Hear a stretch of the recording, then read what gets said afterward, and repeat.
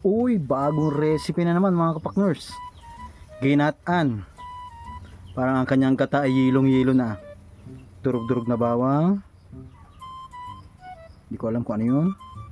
Durug-durug na sibuyas. Manok. Okay. Dahon ng ano yun? Tanglad. Oh. Kasama sapal. Aba, ibang klase kang maggata sipa kasama ang sapal. Kasama yung pinagpigaan. Tapos bubukod. Wala, hindi makakain ng sabaw niya at may sapal. Tatanggalin. Hindi kasali sa ano yan, sa recipe. Okay. Aba, nagtira. Ay, sinaing? Ipapainin yata sa sinaing. Oh. Siyang ginamit na pang sabaw sa sinaing. Sinaing. Oh, nagsaing nga. Ba? Ganda yun, may lasa na agad. Man, ito ay nakabalot sa dahon ng saging. Hindi yan fish cake. Ano ang tawag dyan ay? May nag-comment na kung anong tawag dyan. Limot ko na. Pero baka nga fish cake. Pero hindi, may sadyang tawag dyan.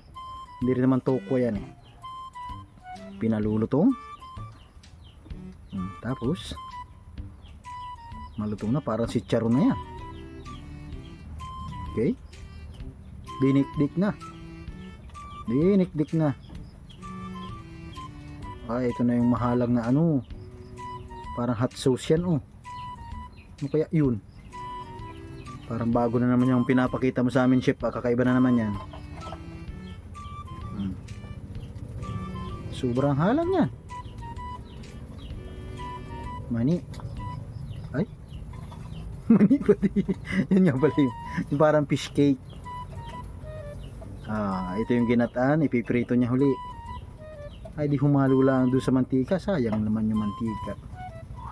Sobra na yung malutong. Ang daming manok din. Palutungin na natin ito. Yan. Ginataan na pinirito.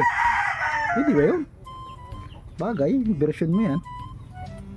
Awan ko lang kung magagaya ko yan. Itong sinaing na itong may gata.